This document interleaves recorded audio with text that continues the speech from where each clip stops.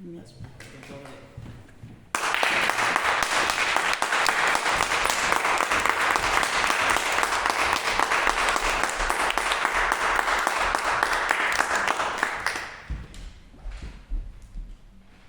Good evening, fellow Toastmasters, and welcome guests.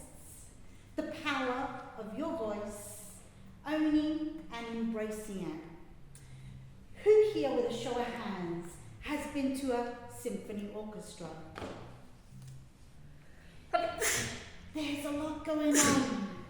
There's a violin, there's a cello, there's a piano, there is a flute and a trumpet. Ba, ba, da, ba. But what comes together is a beautiful sound, a symphony. Now what I want to share with you is that I believe your voice and my voice, it's a symphony. Because what I'm about to explain to you is the science and the sheer amazing gift that our voice is. Now, our voice box, which is called the larynx, but commonly known as the voice box, is here. And over that is two vocal folds, commonly known as the vocal cords, and they vibrate. And this is how we get the sound. But it's not just that. Your diaphragm needs to contract and push the air up into your lungs. It's got to vibrate there.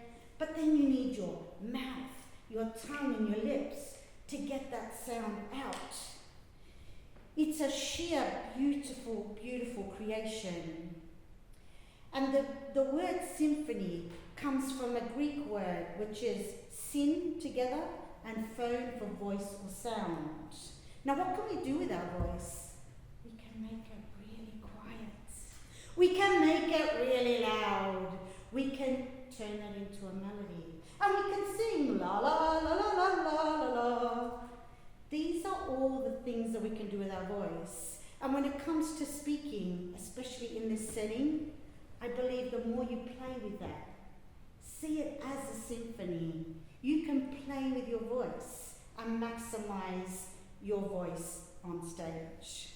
Now, only embracing your voice.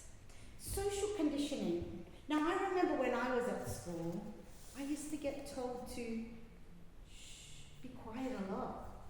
I remember hearing that a lot, and at home.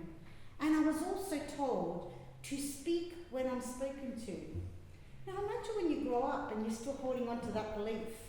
Speak when you're spoken to. And then as adults, we expect to be able to just get up on stage and be able to perform. Of course, that's not an easy thing to overcome.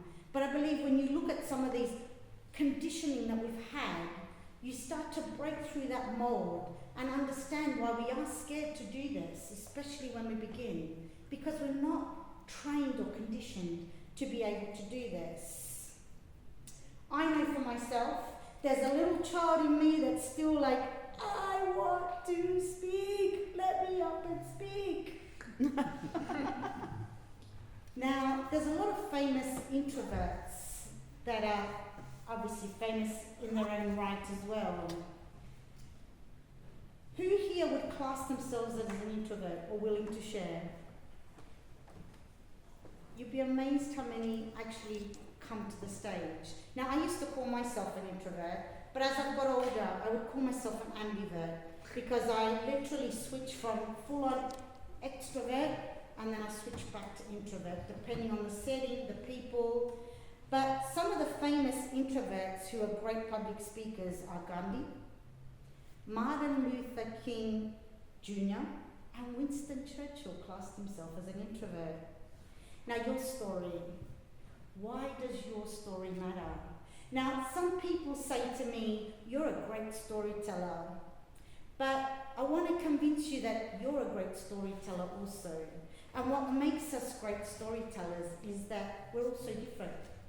We all have stories to tell. And what you think is really ordinary, because you do that all the time, what you've always known, someone else will go, wow, that's fascinating. I've never heard that before. I never knew that.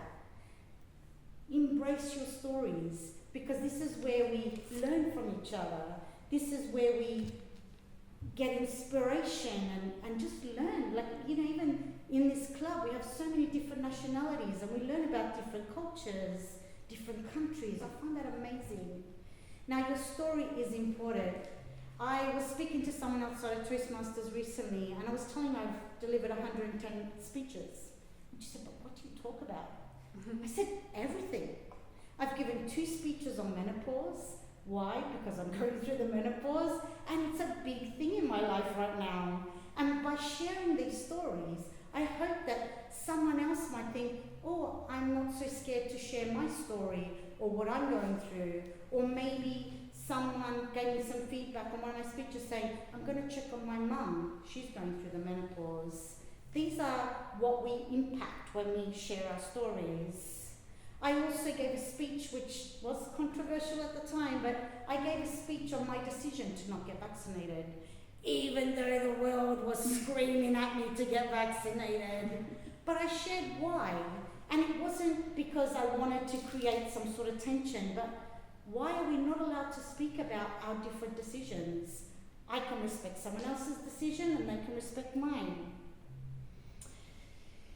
We all have these stories to tell, and when we share them, we can touch people's lives. And this is the biggest thing that I want to share with you, that when you share your stories and really embrace your voice, maybe they have courage to take that next step.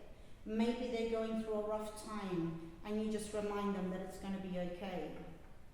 Your story and your voice matters.